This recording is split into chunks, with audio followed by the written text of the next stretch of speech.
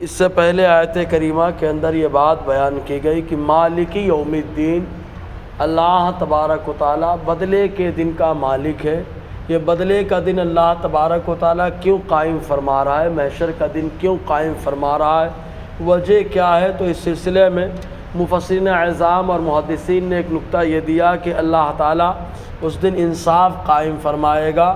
یہی وجہ ہے کہ کرامن کاتبین کا معاملہ اللہ تعالیٰ نے رکھا تاکہ بندے کے پاس اس کے اعمال نامے ہوں، تاکہ وہ عین وقت منکر نہ ہو سکے، انکار نہ کر سکے، اعمال نامے سب کھول دیے جائیں۔ یہی وجہ ہے کہ ایک اللہ تعالیٰ یاسین شریف میں فرماتا ہے کہ آدمی کے منہ پر جو ہے تالا لگا دیا جائے گا۔ اس دن انسان کے ہاتھ اور پاؤں بولیں گے اور گواہی دیں گے اس نے جو کچھ کیا ہے۔ کیوں؟ یہ اس لیے کہ تاکہ اللہ تبارک و تعالیٰ انصاف قائم کر سکے۔ تو انصاف قائم کرنے کے لیے اللہ تعالیٰ نے بدلے کے دن کا نظام قائم فرمایا، اور انصاف بہت اہم ہے۔ انصاف کے بیس پر انسان کی تعریف ہوتی ہے، انصاف کے بیس پر انسان کی جو ہے تعریف اور توصیف کی جاتی ہے۔ تو اللہ تعالیٰ عدل کے ذریعے سے جو ہے اپنی قابل تعریف ہونے کا جو ہے مظاہرہ بھی فرما رہا ہے۔ یہی وجہ کہ عدل کے بیس پر حضور صلی اللہ علیہ وسلم نے نوشیروان عادل کی بھی تعریف فرمائی۔ وہ نوشیرواں جو بڑا منصف اور عدل پسند تھا، چنانچہ خود حضور صلی اللہ علیہ وسلم نے فرمایا ولیدت فی زمن الملک العادل، حضور نے فرمایا میں عادل بادشاہ کے زمانے میں پیدا ہوا۔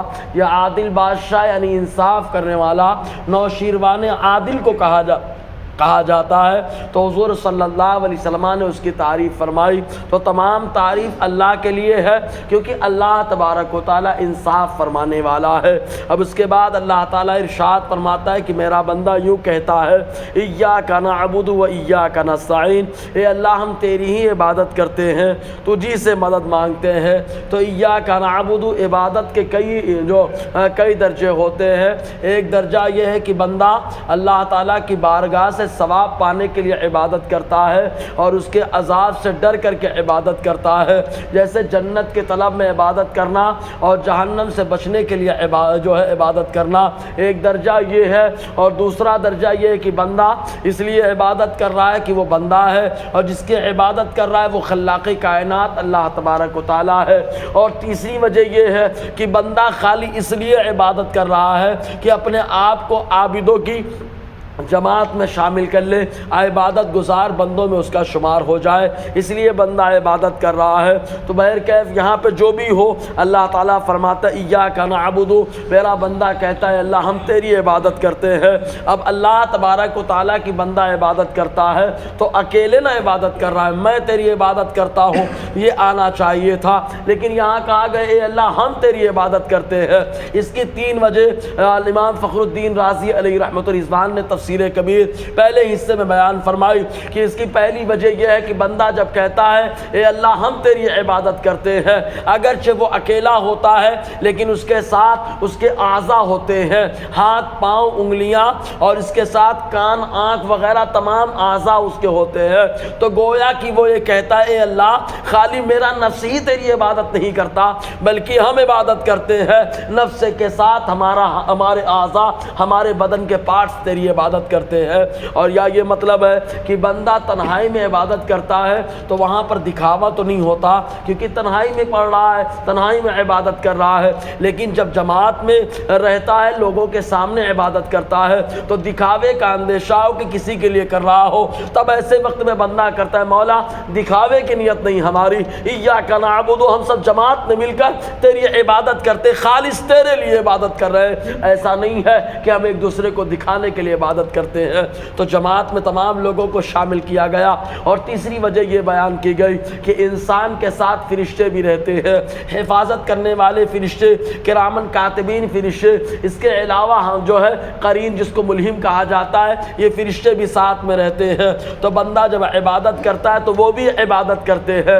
تو بندہ گویا کہ کہتا ہے اے اللہ ہم تیری عبادت کرتے ہیں، تو خالی میں اکیلا نہیں، میرے ساتھ کے سارے فرشتے بھی تیری عبادت کرتے ہیں۔ یہ مطلب ہوتا ہے عبادت کا، ایاک نعبد، ہم تیری ہی عبادت کرتے ہیں۔ اب عبادت کا معنی کیا ہوتا ہے؟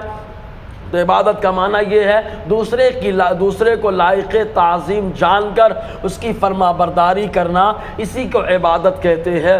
تو ہم اللہ تعالیٰ کو لائق تعظیم جانتے ہیں اور اسی کے لیے عبادت کرتے ہیں، اسی لیے ہمارا جو بھی کام اللہ تبارک و تعالیٰ کے لیے ہوتا ہے اور اللہ تعالیٰ کو لائق تعظیم جان کر ہوتا ہے تو بلا شبہ وہ عبادت ہے۔ اب جیسے آدمی ناپاک ہے، غسل کرنے گیا تاکہ پاک ہو جائے تو کہا اللہ کے لیے کر رہا ہے، اللہ کو لائق تعظیم جان کر کر رہا ہے تو غسل کرنا بھی عبادت ہے، وضو کرنا بھی عبادت ہے۔